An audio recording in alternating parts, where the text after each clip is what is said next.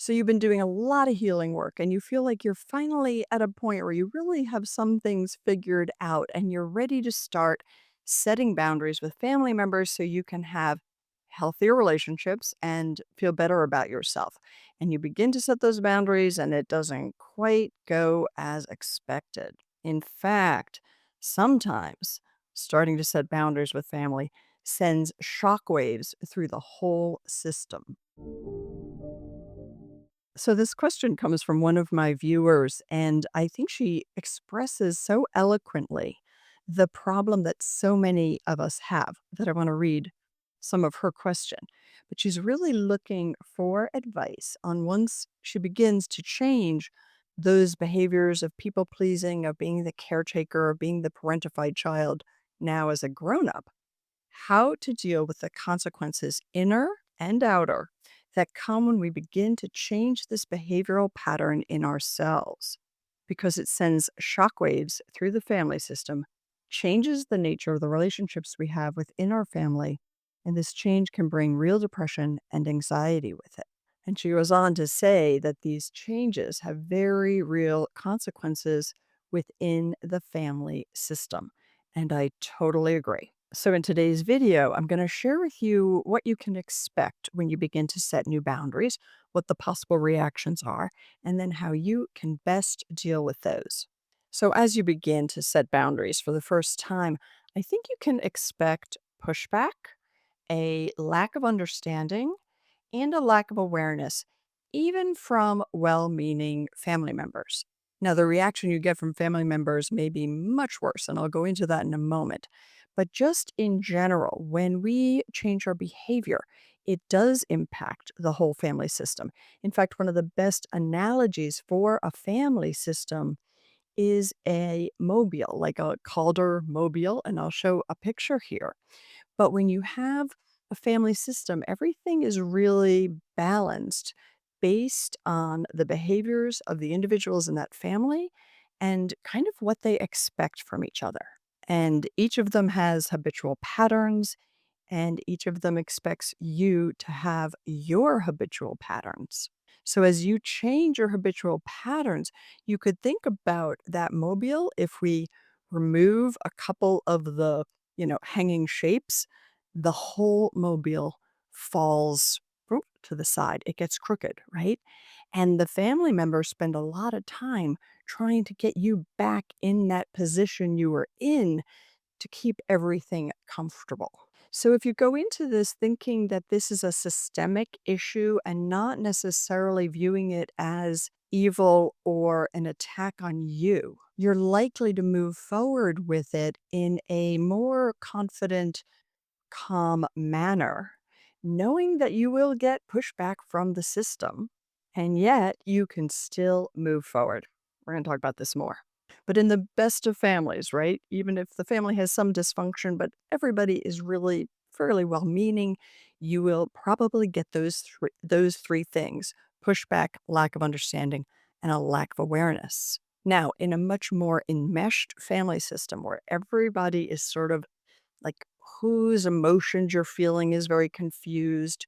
Responsibilities are confused. Roles might be reversed, right? So that happens when you grow parentified. You might be the emotional caretaker of the family, right? So you may not even know what emotions are your own, right? Although you've been going through this journey to figure that out, but you might take on the emotions of other people. You might be expected to take care of certain people's emotions. So, in a very enmeshed family system, setting boundaries can actually be viewed as disrespectful to the family. It can make people angry. They might feel you're being disloyal to the family, and you might hear that you're being selfish. In more extreme cases, you might be ostracized, you might be belittled, put down. Family members might try to make you feel guilty about standing up for your own needs or making these changes. They might shame you for it, right? That would be the belittling part. So, a really entrenched and enmeshed family system, particularly if there are members who have personality disorders, the reaction to might be extreme. And the last thing I want to say about what I think it is useful to expect is that the change will take time. That if you're getting this kind of pushback whatever consequences you decide to put in place, you probably will need to exercise those consequences a few times. And just to know that systems take a while to change. Okay, so how can you best navigate this?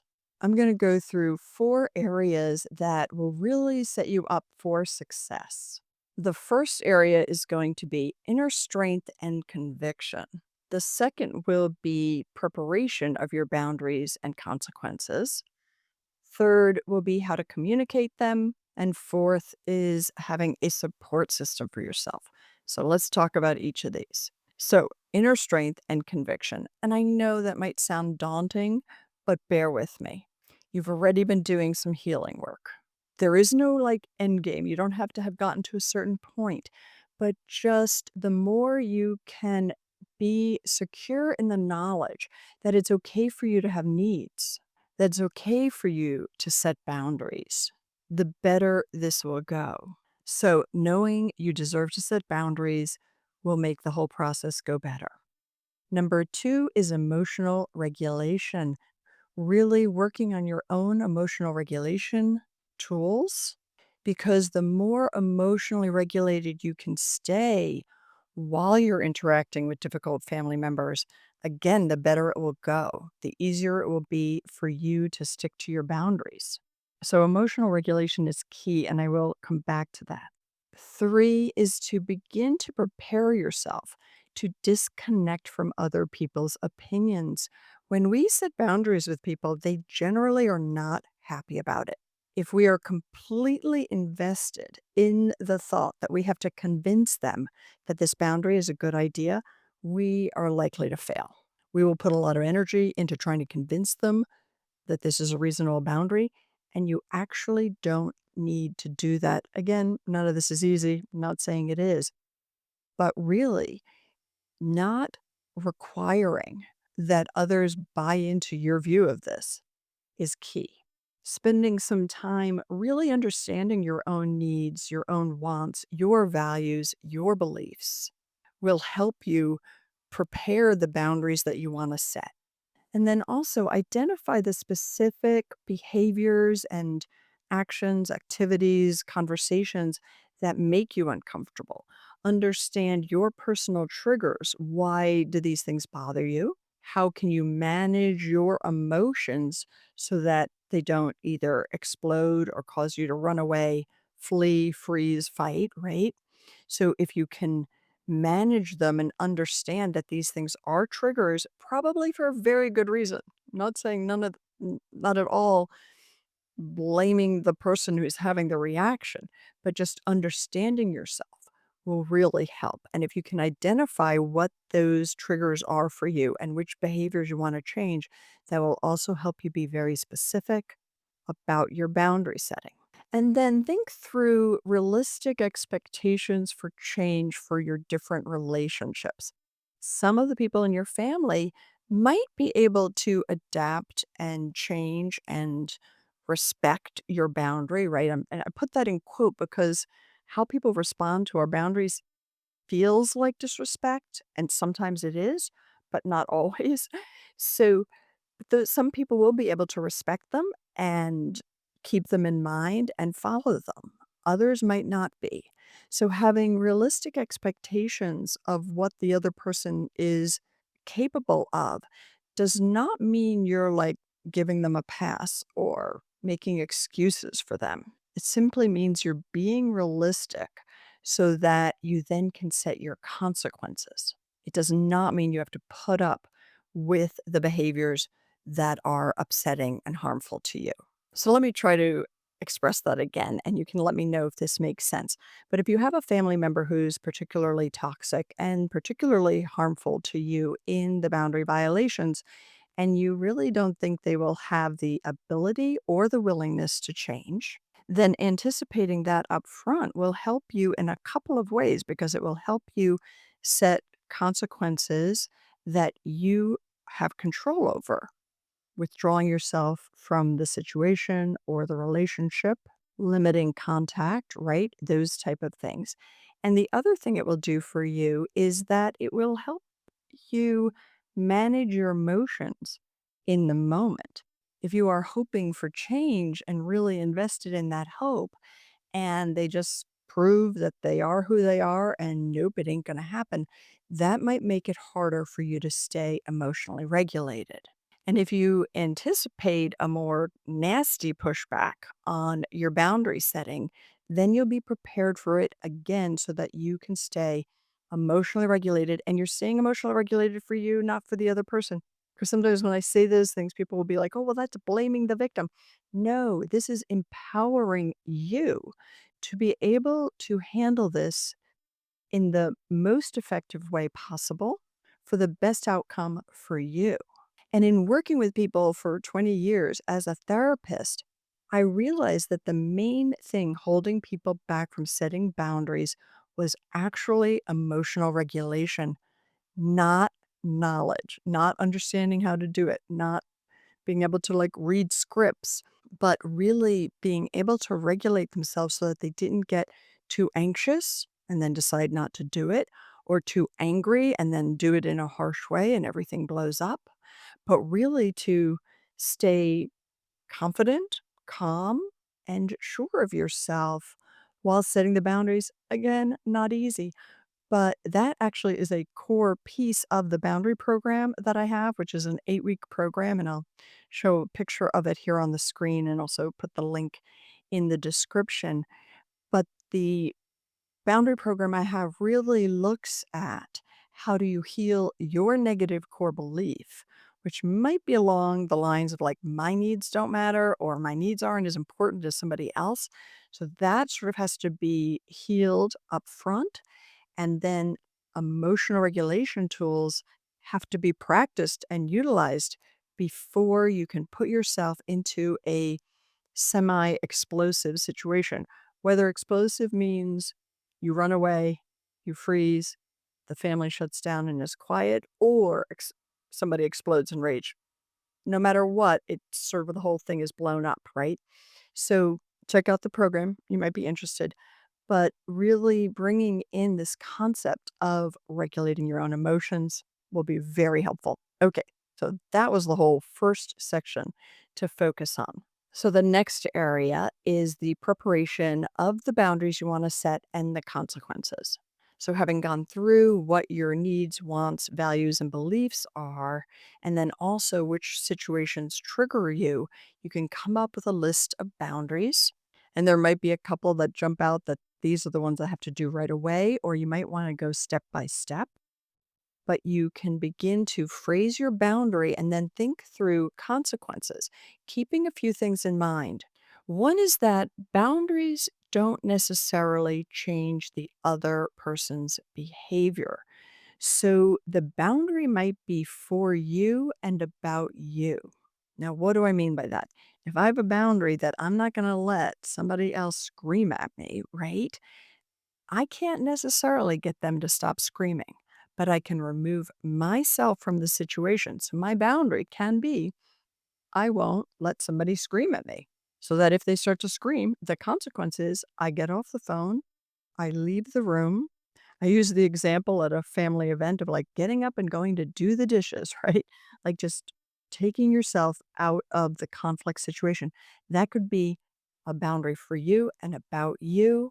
And if it does change the other person's behavior, great, but it won't necessarily. So beginning to think about boundaries as for you and about you, and also the consequences about you and for you.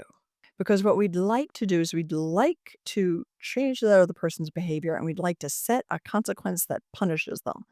But that is not really the point of trying to establish healthier relationships for yourself and a calmer environment and a more self respecting environment for yourself. And during this preparation of your boundaries and the consequences, also remember that consequences are not threats, and threats are not consequences. So, threatening something, threatening cutoff, threatening to not let the person see your children again, threatening whatever is not a consequence. It's a threat. And threats often don't get followed through with. Threats are given in the midst of one of those emotional dysregulation moments, right? So, we're going to talk about this in the next section about communication, but really preparing yourself to not go to the threats, just stick to consequences. The preparation phase can also be about coming up with some responses to some of the pushback you think you'll receive. So you know your family system. If you know they're going to guilt trip you, rehearse a few responses. And I can do a whole video on these kinds of responses. So drop a comment if you'd like me to do that. And in my course, I do have a number of sort of scripts and things like that that can help as well. But often the responses needed are simply to sort of calmly restate your position and not go down the rabbit hole of whatever you're being accused of. Because remember, we're disconnecting from their opinion. So we're disconnecting from the need to convince them that this is reasonable. So that preparation will help you as well. And then also be prepared to have to reiterate your boundaries, to have to redirect family members, and the anticipation that this will take time will again help you with that very important emotional regulation. Okay, I'm going to keep the next two pieces short. And if you want elaboration, just drop a note in the comments. Let me know. Okay, third area, how to communicate your boundaries. So if you can keep in mind three words when you're setting boundaries: clear, kind, and firm. That will be the most helpful. Be clear, say it kindly, and say it firmly. And firmly does not mean aggressive, it means assertive. And this is where that self confidence comes in, because the more self confident you are about your needs and your right to set boundaries, the easier that will be. And of course, I know you're going to know this one, the more emotionally regulated you are, the easier it will be. So, in general, with a healthy enough family member, right, expressing your boundary from the point of view of your feelings. I feel XYZ when this happens, and I'd like to ask that you ABC, right? So sharing how you feel when something happens and the change that you would like. Now, expressing it in that way avoids blaming, it's not attacking. People generally don't respond well when they're blamed or attacked, even if they should be blamed, okay? They just don't. So that kind of language can be very helpful. However, if you have a really toxic family member, expressing your feelings may actually be used against you, right? You might be put down for feeling what you're feeling. It might actually give fuel to the other person to attack you. So in that case, you don't necessarily, it could just simply be I do no longer want to be yelled at. And if that begins to happen, this is what I will be doing. Any pushback, any whatever, "You're such a baby, you're this, you're that, blah, blah. I no longer wanna be yelled at. If that begins to happen, this is what I'll do," right? So you just sort of calmly and clearly state your boundary and your consequence. Now, there's a number of things that will help you here. Learning to say no clearly, simply, very helpful. Valuing your own time and your own peace of mind, right? Really helpful. A lot of that goes back to that first section of, the inner strength and conviction, because the more you have of that, the easier it will be to be clear, kind, and firm. And then in general, if you are trying to get out of an enmeshed family system, then not allowing yourself to fall into the gossip and the he said and the she said and the trying to, you know, jockey for position within the family system will be very helpful for you to not be engaging in the behaviors that also contribute to the family system of enmeshment.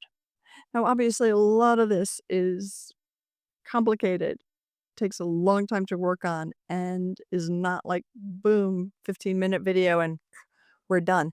But I'm hoping it's giving you some food for thought of how to approach the situation. Okay, so the fourth area is having a support system. And this is really important because as you begin to make these changes and then bring those changes into your family of origin, your overall family system. And as we said, these changes can send shockwaves through the family. It can be really hard to hold your ground unless you have support.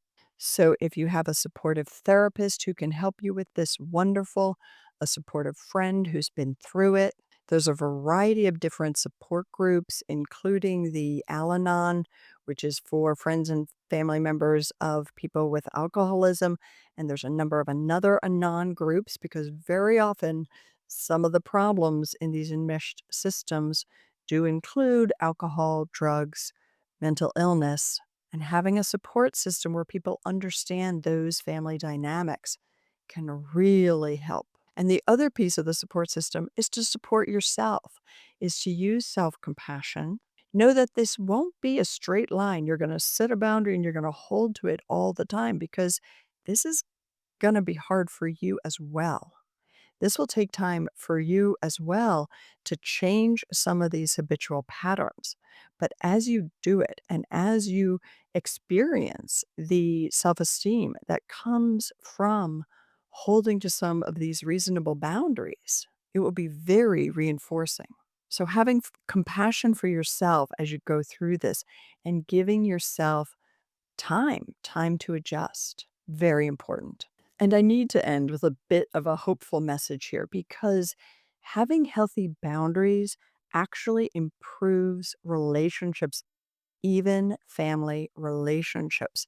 Over time, the healthy members of your family, or let's say healthy enough members of the family, will adapt and change, and hopefully your relationship with them will strengthen to the point where your family is somewhat of a support system, not just an anxiety producing system, right? That would be the hope. That would be the intention of going forward with this. And you can even share that with the healthy enough family members. So let me know what questions you have. This is a complicated topic, and I will do future videos on it. If you have specific ideas, questions, let me know. And you deserve to have self respect and respect from others, and you deserve to take care of your own needs while being a contributing member of the family. Doing both is possible, but maybe just not in the way that your family is used to you doing it or the way they want you to do it now. But things can change. All right. I'll see you next week.